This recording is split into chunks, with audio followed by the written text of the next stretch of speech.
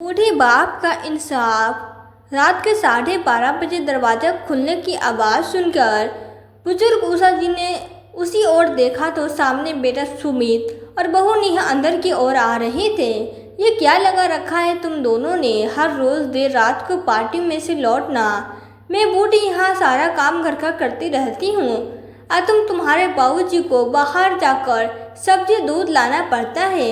मैं कुछ कहती नहीं कि हो भी जाता है कभी कभार, मगर तुम दोनों ने तो हद ही कर दी। बेटा थोड़ी तो शर्म करो तुम लोगों।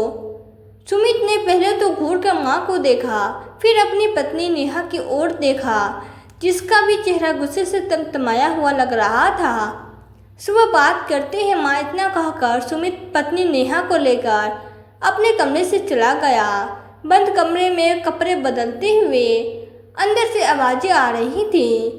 जीना हराम कर रखा है इन लोगों ने, अब बर्दाश्त करना मुश्किल है, कुछ करना पड़ेगा।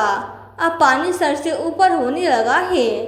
अपने कमरे के दरवाजे पे खड़े रमेश बाबू के कानों में जब ये शब्द पड़े तो वे गुस्से से उषा जी को देखते हुए बड़बड़ाने लगे। अब कहो बच्चे हैं उषा, बस बहुत हुआ, अब तुम्हारी एक नहीं सुनूंगा। बीमारी का इलाज वक्त पे न हो तो वो नासूर बन जाती है। आप सही कहते हैं रमेश जी, नहीं बच्चे हैं, आज नहीं तो कल समझ जाएंगे। सोचती रही, मगर आप ही कुछ इलाज कीजिए, मुझसे ये सब बर्दाश्त नहीं होता। जब देखो उल्टा सुना देते हैं। आप तो डॉक्टर हैं, क्या इस बीमारी का इलाज है आपके पास? इलाज तो था, मगर अब तक तुमने मेरे हाथ कांधे रखे थे। खैर कल ही इस बीमारी का इलाज हो जाएगा, बस तुम पिघलना मत। अगर स्वाभिमान और सम्मान से अपनी आखिरी सांसें लेना चाहती हो तो मेरे निर्णय के साथ रहना। रमेश बाबू कुर्सी पर बैठे सुबह होने का इंतजार करने लगे। सुबह होते ही रमेश बाबू ने बेटे सुमित और बहू नेहा को कमरे में आने का आदेश दिया। जैसे ही दोनों रमेश बाबू के कमरे में पहुंचे तो रमेश बाबू ने उषा से कहा कि वो कोर्ट वाले पेपर निकाल लाए। पेपर्स? कैसे पेपर्स माँ? सुमित ने पूछा तो वही नेहा ने तीखे लहजे में कहा, मुझे जिम जाने में देर हो रही है, जो कहना हो जल्दी कहिए, बस जरा सा वक्त बेटा। रमेश बाबू उठे और स्वयं ही लॉकर से पेपर निकालते हुए बोले और फिर कुर्सी पर बैठकर चश्मे लगाकर पढ़ने लगे। ये कोर्ट के एग्रीमेंट पेपर हैं। सुमित, मुझे तुझे याद होगा तेरे 18वें जन्मदिन पर जब तूने सबसे महंगी वाली बाइक मांगी थी, तब मैंने तुमसे ये पेपर साइन करवाए थे और तूने मुस्कुराते हुए सहमति जताई थी। क्या है इन पेपर्स में? नेहा एकदम से सक्रिय हो उठी, जबकि सुमित अभी भी सोच ही रहा था।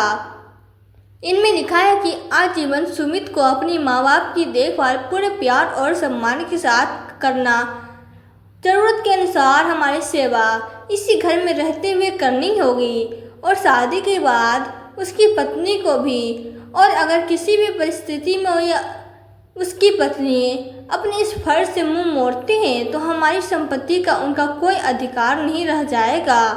और इतना ही नहीं, सुमित को डॉक्टर बनाने में जो लाखों का खर्च हुआ हमारा, वो भी सुमित को ब्याज के साथ चुकाकर यहाँ से पत्नी सहित चले जाना होगा। इतना पढ़कर रमेश बाबू ने पेपर की फोटोकॉपी नेहा के हाथ में थमा दी और कहा, बेटा अभी जिम जाने में देरी हो रही थी ना तुम्हें, तो हो जाओ जिम कर आराम से पढ़ लेना।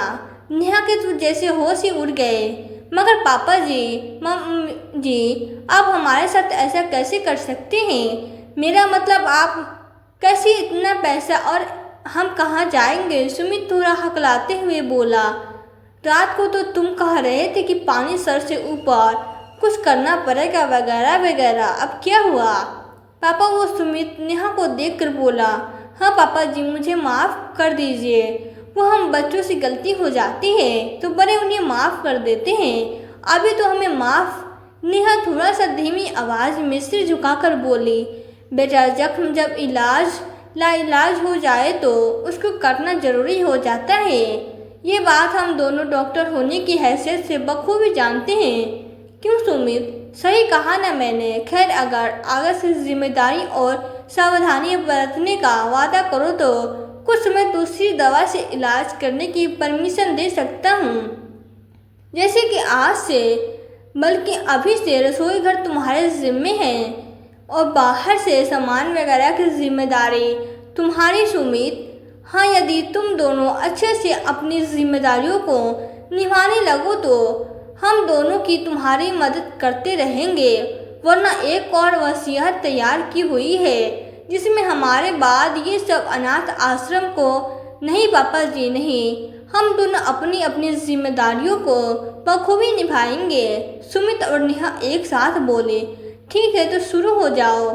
रमेश बाबू ने जैसे ही कहा, नेहा तुरंत रसोई की ओर नाश्ता बनाने के लिए दौड़ी तो वहीं सुमित थैला लिए दूध लाने रमेश बाबू जहां भौरों को हिलाकर मुस्कुराते हुए उषा जी की ओर देख रहे थे, वहीं उषा जी भी मुस्कुराने लगी थी। आखिर देर से ही सही, आज उन्हें बीमारी का सटीक इलाज तो मिल गया था। तो दोस्तों, हमारी आज की वीडियो आपको कैसी लगी? वीडियो पसंद आई हो तो वीडियो को लाइक कर दे, चैनल को सब्सक्राइब कर दे। मिलते हैं फिर नई वीडियो में नई कहानी के साथ। तब तक के लिए धन्यवाद।